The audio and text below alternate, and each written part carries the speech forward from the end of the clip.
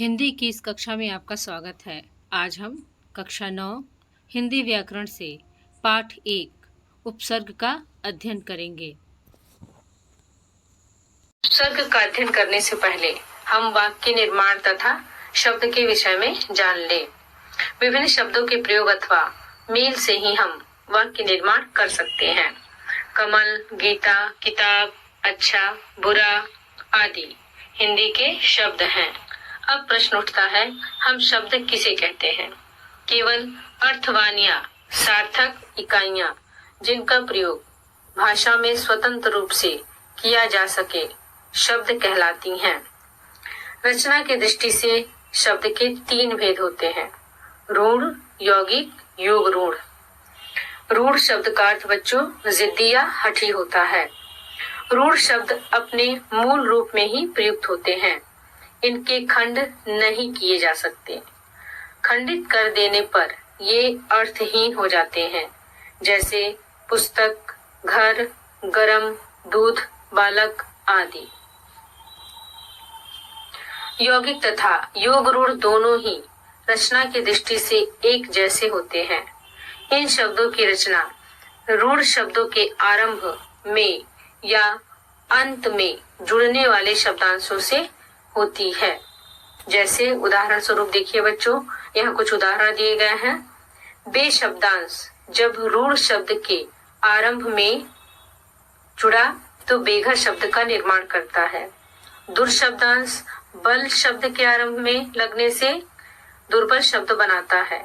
स शब्दांश फल रूढ़ शब्द के आरंभ में जुड़ने से सफल शब्द बनाता है। उसी प्रकार घर रूढ़ शब्द के अंत में वाला शब्द के जुड़ने से घर वाला शब्द बना।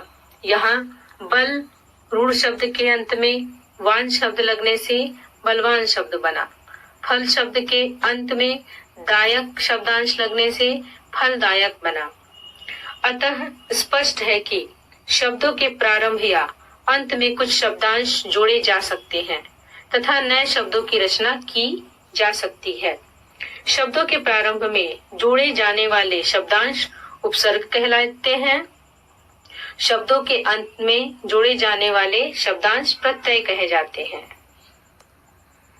बच्चों आइए अब उपसर्गों को समझते हैं। नए शब्दों की रचना करने के लिए शब्दों के आरंभ में जोड़े जाने वाले शब्दांश उपसर्ग कहलाते हैं।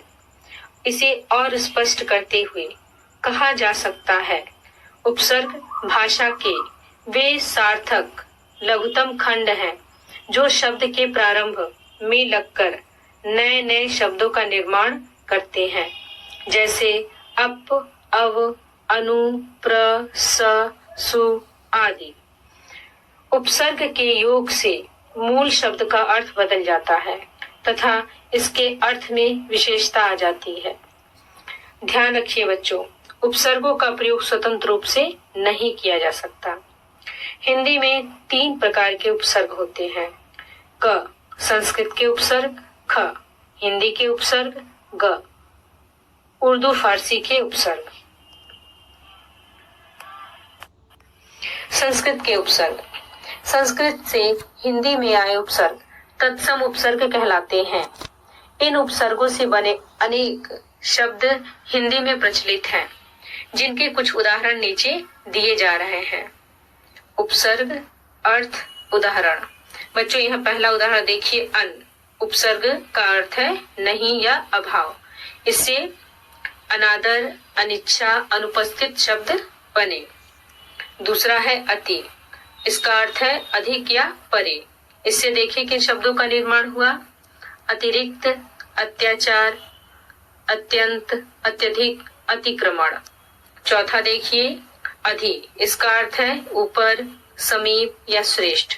इससे देखिए किन शब्दों का निर्मित किया गया: अधिकार, अधिवात, अधिकरण, अधिनायक, अध्यादेश, अधिपति, अधिकृत।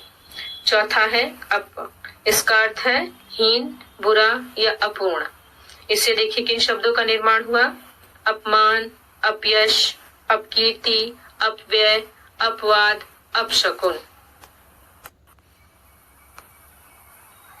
संस्कृत के कुछ शब्द एवं शब्दांश प्रायः सभी रचना के पहले भाग में आते थे, पर अब वे इतने प्रचलित हो गए हैं कि उनका प्रयोग हिंदी में उपसर्ग की तरह होने लगा है।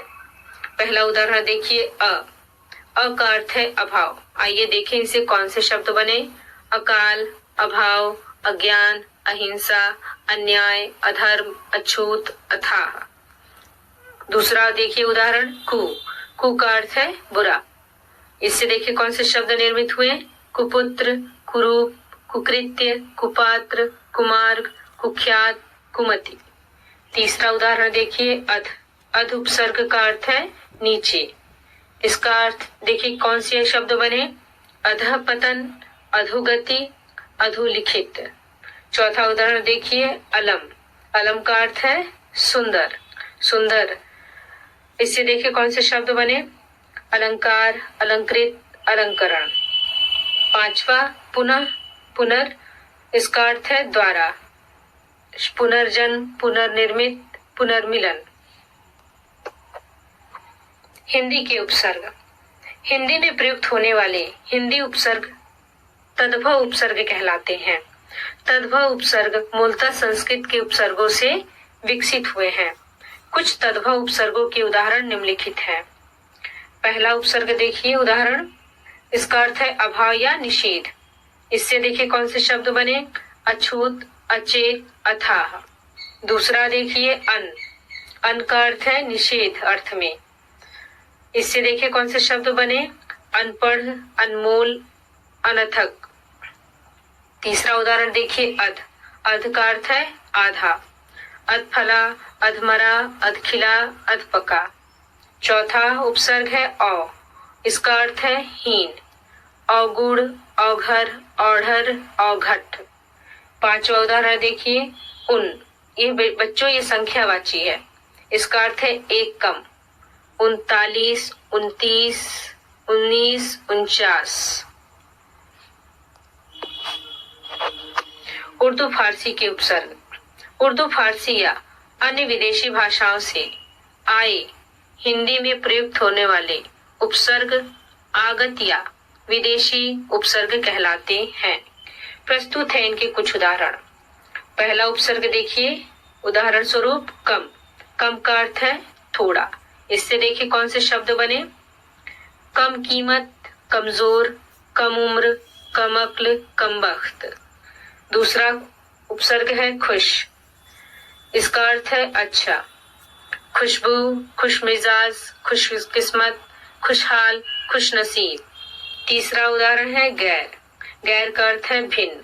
इसे देखें, गैर हाजिर, गैर कानूनी, गैर जिम्मेदारी, गैर जरूरी। चौथा उदाहरण देखिए उपसर्ग दर, इसका अर्थ है में। इससे देखें, दरअसल, दर हकीकत, दरमियान।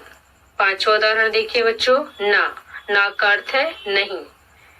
नामुराद, नालायक, नाजायज, नादान, नासमझ। अंग्रेजी के उपसर्ग। पहला उदाहरण देखिए सब। इससे देखिए कौन से शब्द बने। सब इंस्पेक्टर, सब जज। दूसरा है डिप्टी कलेक्टर, डिप्टी सुपरिटेंडेंट।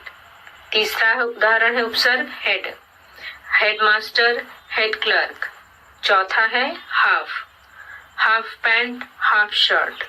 पांचवा उदाहरण है चीफ जस्टिस, चीफ मिनिस्टर। छठा उदाहरण है जनरल मैनेजर, जनरल मर्चेंट। सातवां उदाहरण है vice chairman, vice chancellor, vice principal. उम्मीद है यह पाठ आपको समझ में आ गया होगा। धन्यवाद।